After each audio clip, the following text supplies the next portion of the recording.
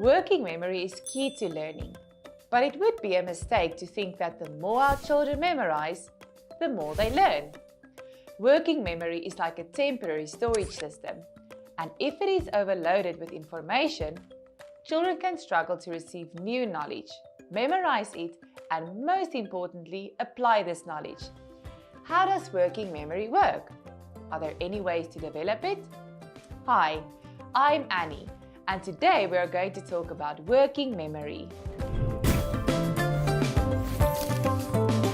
Imagine trying to put up a bookshelf, quite a small one, with just enough room for 5 books. What would happen if we put 5 books on the bookshelf? Then try to put on another book, and then another one. Each time we try to put a new book on the shelf, something would fall off, wouldn't it? Similarly, our brain can only think about a small number of things at any one time.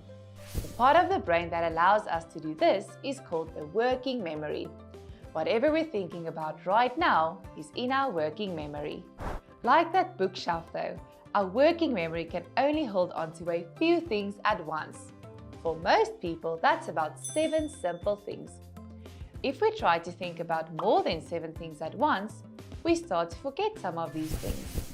It's like those books falling off the shelf. There's simply not enough room in our working memory for all that information.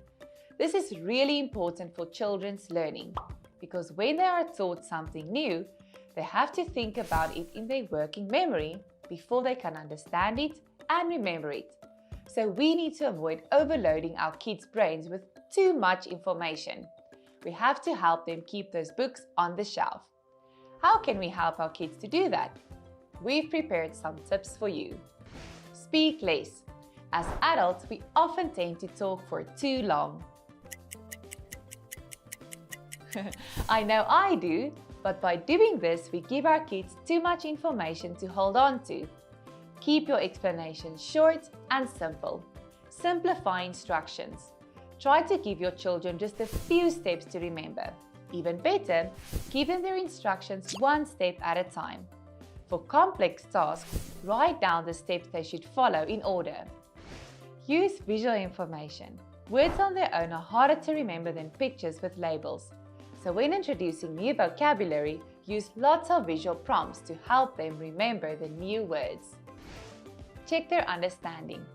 You may notice that in your child's Novakid lesson, the teacher frequently asks your child questions about what they've just been taught. These are called concept-checking questions. They're an important way to make sure a child has understood something before moving on to something new. If they haven't understood and we start teaching them something else, we risk overloading their working memory.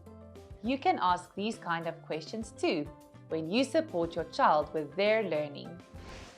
Practice makes perfect. Frequent repetitions of tasks is a great way to help children move information from their working memory to their long-term memory. This is why practicing the vocabulary and grammar they learn in class, reviewing class videos, drilling exercises and homework exercises are great ways to support your child with their learning. The important thing for us to remember is we don't want to overload our children with information. It won't help them understand or remember things. Instead, we need to help them focus on just a few things at once. Give them lots of opportunities to practice. And of course, always praise your kids for their hard work. I hope you found these tips helpful.